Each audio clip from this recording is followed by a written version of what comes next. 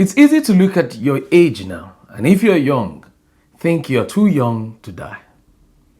Or to think that you have so much time left on earth because you're just in your 30s or you're in your 40s. The truth is, no one knows when or how we're going to die. But we all get to decide how we're going to live. Stick with me.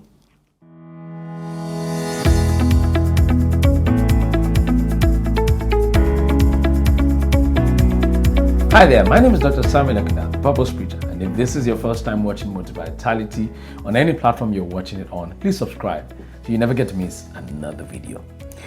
Many times we think we have so much time in life, and as a result, we are lackadaisical about life or a bit laid back.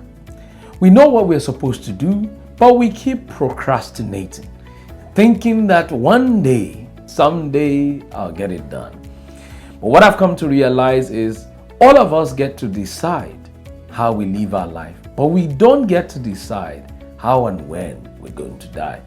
The point I'm trying to make is your legacy is the life you are living now. And if all that you've lived for ends when you end or ends when you die, then you have not lived at all. Because you're supposed to leave what we call transgenerational impact and influence here on earth. In other words, your legacy must last beyond your lifetime. And there's only one way to do that. It's when you live in accordance to how you have been destined and proposed to live. It's when you act your life according to the scripts that your Maker left for you. When a man finds God's purpose for his life, it lives according to God's own script for his life. And that man, when that man dies, it's not the end.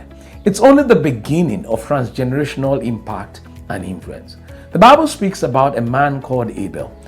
Just only a few verses, perhaps less than 10 verses, were dedicated to him in the entire Bible. Abel lived in a generation when there were just very few people on earth.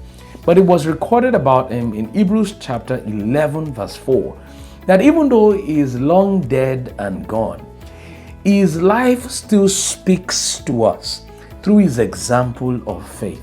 And I'm wondering, if you died today, would your life speak to us?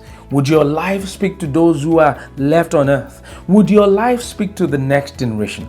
Or would it just be that people will cry and be sad that you are dead and will have nothing to show for your existence?